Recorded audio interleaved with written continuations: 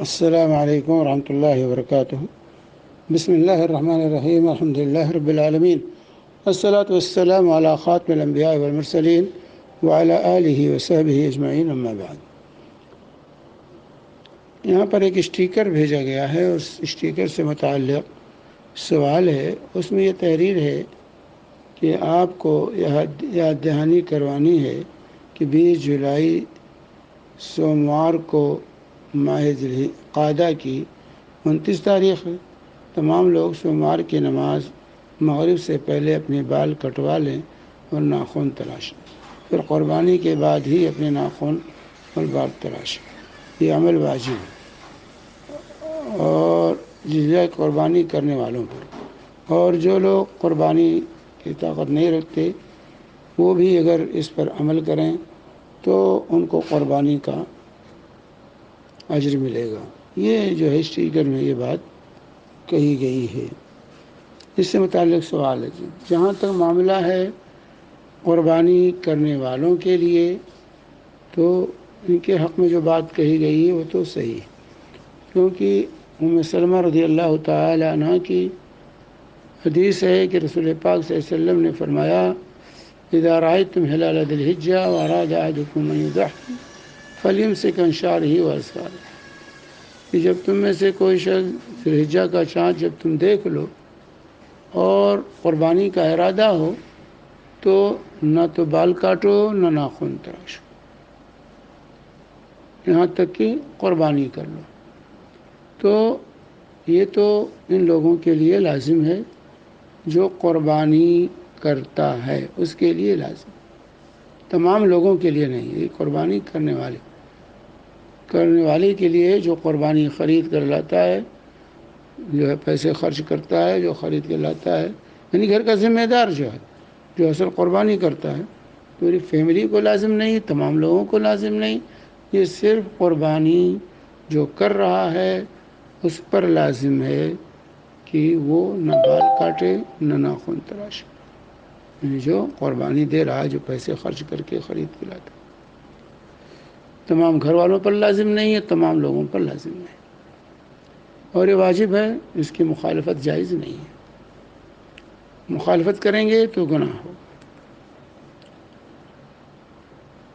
لیکن یہاں جو بات آخر میں بات کہی گئی ہے کہ جو قربانی کی طاقت نہیں رکھتا اگر وہ بھی ایسا کرے تو اس کو قربانی کا اجر ملے گا، یہ بات صحیح نہیں ہے، ثابت نہیں، یہ بات صحیح اور ثابت نہیں ہے، یہ واضح ہونا چاہیے۔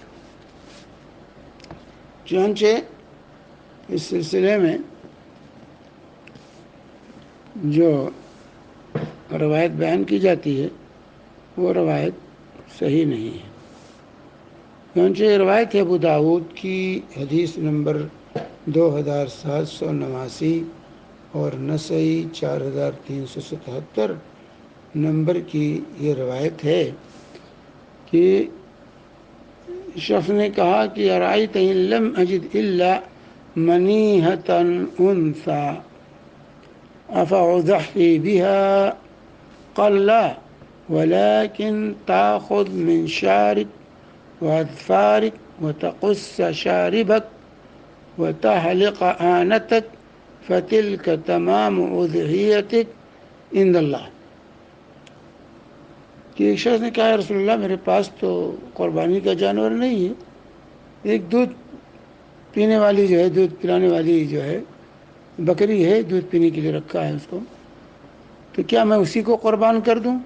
قال اللہ، کہ نہیں اس کو مت قربان کرو، ولیکن تاخذ من شعرک و اظفارک، لیکن تم جو ہے اپنا ناخن اپنا بال کاٹو، اپنی داڑھی اپنی مونچھ کترو، متعلق آنت اب زیر ناف بال صاف کرو، یہ تمہاری اللہ کے نزدیک تمہارا مکمل اضحیہ۔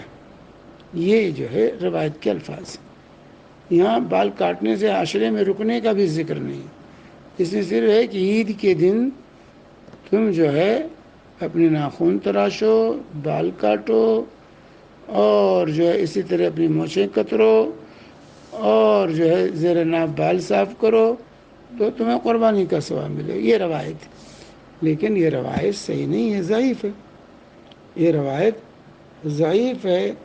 اس میں جو ہے عیسیٰ بن ہلال الصدفی راوی ہے جو مجہول ہے، اور شیخ البانی رحمہ اللہ نے اس کو ضعیف قرار دیا ہے، اس کو شیخ البانی رحمہ اللہ نے ضعیف قرار دیا ہے۔ تو جو ہے اس کو امام ذہبی نے بھی کہا کہ مجہول ہے، اور سلسلہ حدیث ضعیفہ دیکھیے 1342، تو بلکہ منکر و ضعیف کہا، اس روایت کو منکر اور ضعیف کہا ہے امام البانی رحمہ اللہ نے سلسلہ حدیث ضعیفہ حدیث نمبر 1342۔ تو یہ منکر اور ضعیف روایت ہے، اس کو جو ہے عام کرنا صحیح نہیں۔ وصلی اللہ علیہ محمد وعلی آلہ وصحبہ وسلم۔